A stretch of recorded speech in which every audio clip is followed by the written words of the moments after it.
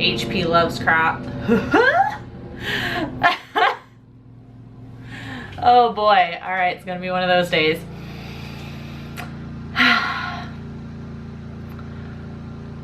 Reanimator is, oh my god, that lawnmower. Drive past the window, thank you. Reanimator is loosely based off of H.P. Lovecraft's story. Oh my god, I can't say Lovecraft.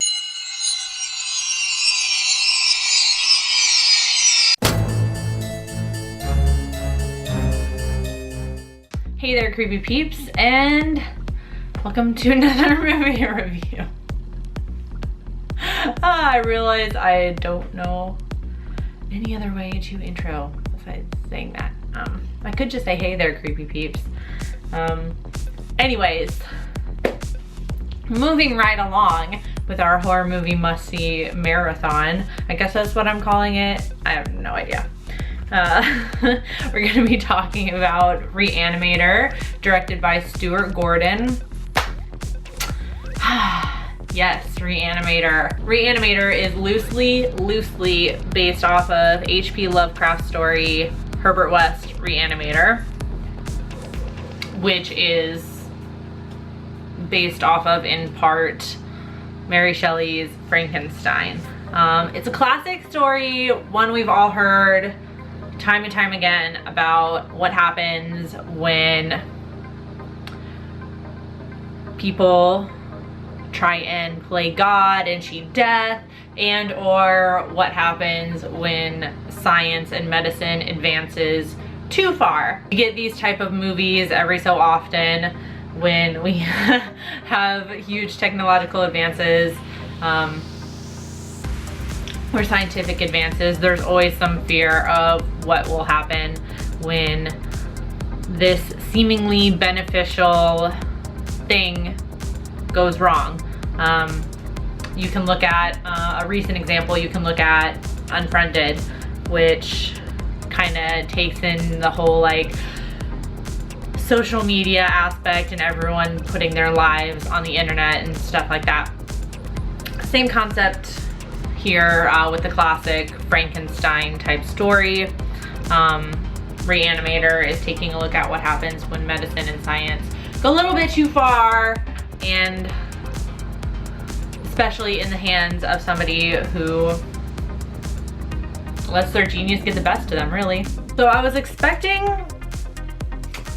I don't know if I was expecting this movie to be silly. I don't think that's what I was expecting. I don't know, maybe I was. I just felt it kind of had, like leading up to the climax, it kind of almost had like a silly kind of aspect to it. I don't know. I don't know if I'm accurately describing like how I felt when I was watching this movie, but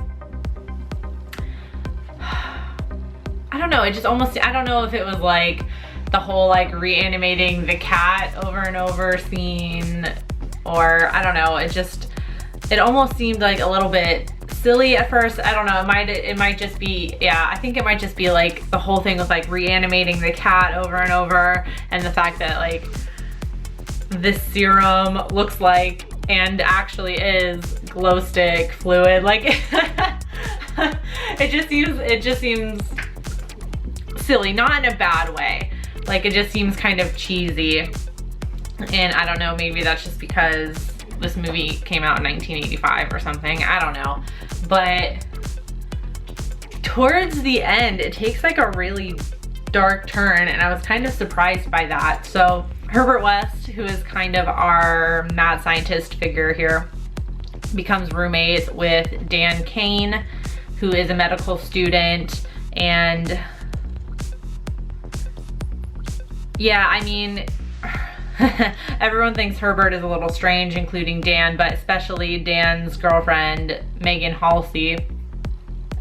And once they find out that Herbert killed Dan's cat so he could like reanimate it, of course they're like, oh my god, this guy is actually crazy. But then Herbert proves to Dan that his serum works, and then he kind of recruits Dan in with his plans,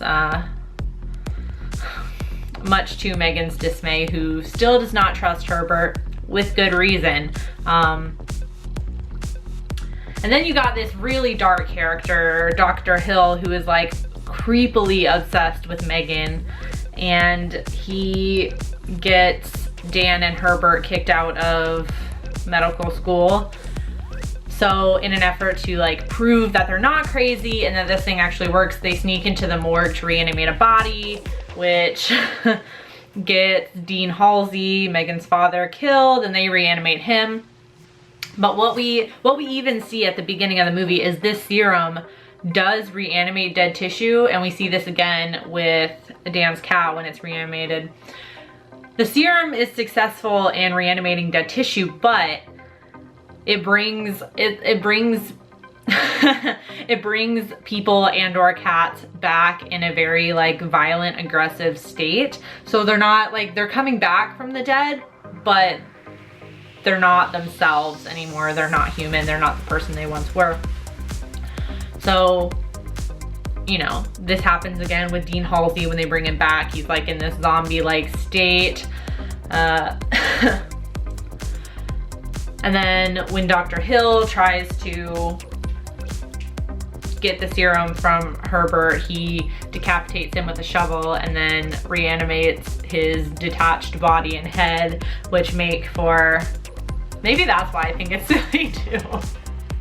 The fact that there's like actually like a body walking around with its head, and it's awesome. I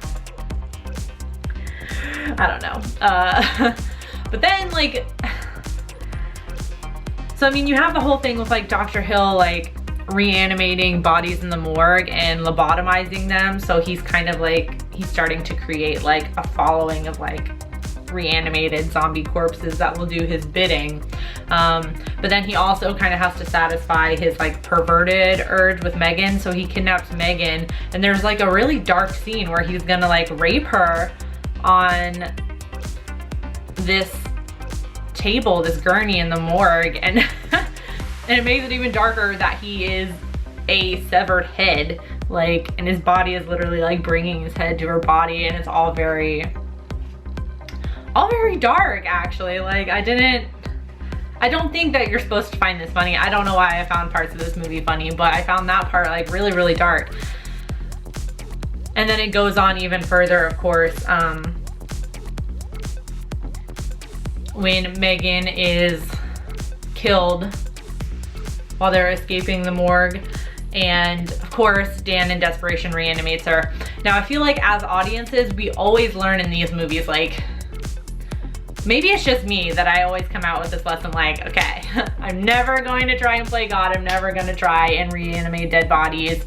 It always turns out badly. But I feel like that lesson is very apparent in these movies and these stories.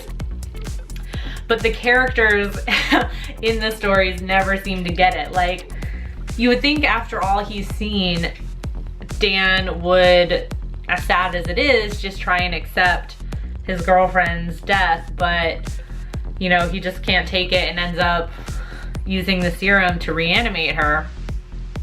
And the movie ends with her like waking up and like screeching or screaming, and you know that the serum has worked as it does in bringing her back, but she's not herself. So it's like, why? Did you learn nothing? I guess that's like another lesson in and of itself. Even like the smartest, most morally based person could be corrupted by this type of power over death. So it's always really interesting concept. It's interesting to see when somebody takes this classic Frankenstein story and puts a new twist on it. It's always the same lesson. Maybe that says something too, that we can tell this story over and over and over again, and it seems like these people never ever learn from their experiences and their mistakes. Oh well. Overall, I enjoyed Animator.